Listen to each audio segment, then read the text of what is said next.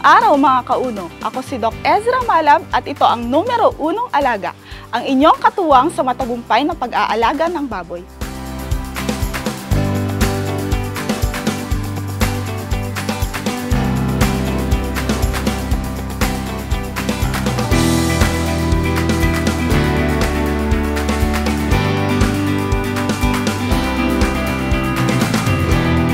Ngayon, pag-uusapan natin ang tamang pamamahala ng babuyan para sa mga baguhan.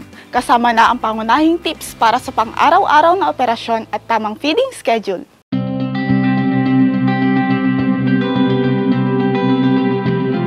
Ang tamang pamamahala ng babuyan ay nagsisimula sa maayos na pagpaplano at pagsunod sa mga pangunahing gawain. Pumili ng tamang lokasyon na may sapat na layo para sa ibang babuyan.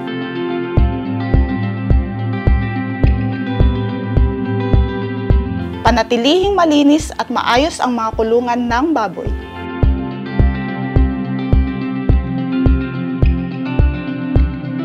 Siguraduhing sapat ang bentilasyon para sa kalusugan ng mga alaga.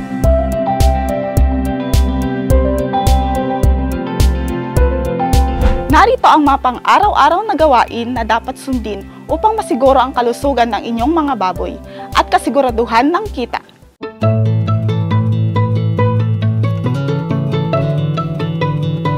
Panatilihing dry and clean ang mga kulungan araw-araw.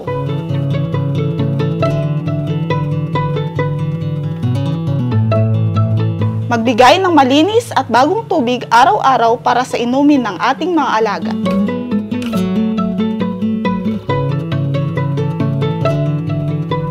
Obserbahan ang kondisyon ng mga alaga upang maiwasan ang stress at sakit.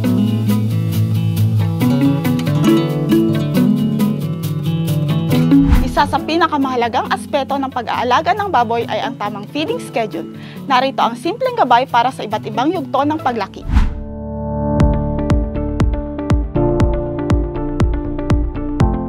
Tips para sa daily feed intake o dami ng pakain araw-araw.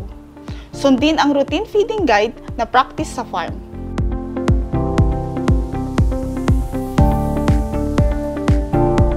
Booster, 20 grams. Pre-start, 600 grams. Starter, 1 kilo. Grower, 2 kilos. Finisher, 2.2 kilos.